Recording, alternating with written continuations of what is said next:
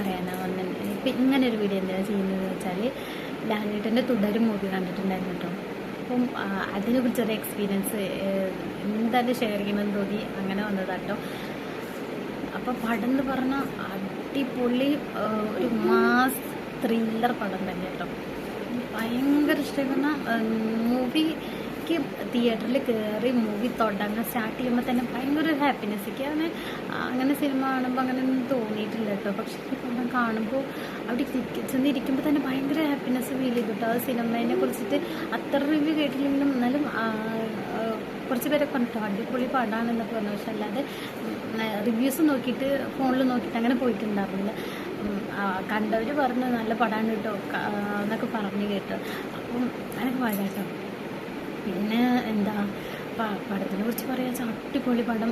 ലാലേട്ടൻ്റെ ഒരു തിരിച്ചു വരവ്, അതായത് നമ്മൾ പണ്ടൊക്കെ ലാലേട്ടനെ കണ്ട ഒരു കുടുംബസ്ഥനായിട്ടുള്ളൊരു ലാലേട്ടനും അവരുടെ കുറച്ച് പ്രശ്നങ്ങളും കാര്യങ്ങളും അതിൽ ഉണ്ടാവുന്ന കുറച്ച് കാര്യങ്ങൾ.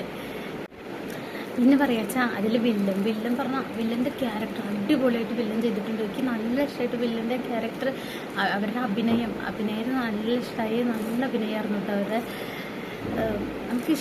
എനിക്ക് ഒരു നല്ലവനായ ഉണ്ണി എന്നൊക്കെ പറയില്ല, അതുപോലെ അതൊരു നല്ലവനായി വന്ന് ഒരു ദുഷ്ടത്തരം അങ്ങനെ അടിപൊളി അഭിനയം തന്നെയായിരുന്നു കേട്ടോ. വില്ലൻ്റെ അഭിനയം എന്ന് പറഞ്ഞാൽ നമുക്ക് എന്താ പറയുക, അത്രയും ഇഷ്ടമായി. അടിപൊളി ഒരു പടം തന്നെ. അവർ മാത്രമല്ല, അതിൽ അഭിനയിച്ച എല്ലാവരും നന്നായിട്ട് അടിപൊളിയായിട്ട് അഭിനയിച്ചിട്ടുണ്ട് കേട്ടോ.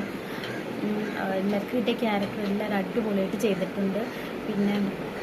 പിന്നെ പറയുക വെച്ചാൽ മൊത്തത്തിൽ ഒരു ത്രില്ലർ പടം തന്നെ. അപ്പം ഈ സിനിമ കാണാത്തവരുണ്ടെങ്കിൽ തിയേറ്ററിൽ പോയിട്ട് തന്നെ അത് എക്സ്പീരിയൻസ് ചെയ്യണം എങ്ങനെ ഉണ്ടായിരുന്നു എന്നുള്ളത്. പിന്നെ പറയുക എനിക്ക് ലാസ്റ്റിക്ക് ഇപ്പോൾ ഭയങ്കരമായിട്ട് ഇമോഷണലായിട്ട് കരഞ്ഞു പോയിട്ടോ.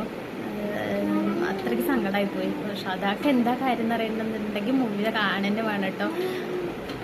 പിന്നെ ഫസ്റ്റ് ഹാഫായാലും സെക്കൻഡ് ഹാഫായാലും ഒക്കെ അടിപൊളിയായിട്ട് തന്നെ ചെയ്ത് വെച്ചിട്ടുണ്ട് സിനിമ. അപ്പോൾ അടിപൊളിയായിട്ട് ചെയ്തിട്ടുണ്ട്. അപ്പോൾ കാണാത്തവർ എന്തായാലും സിനിമ പോയി കാണാം കേട്ടോ. കാണാൻ പറ്റുന്നവരൊക്കെ പോയി കാണാം. Okay, by.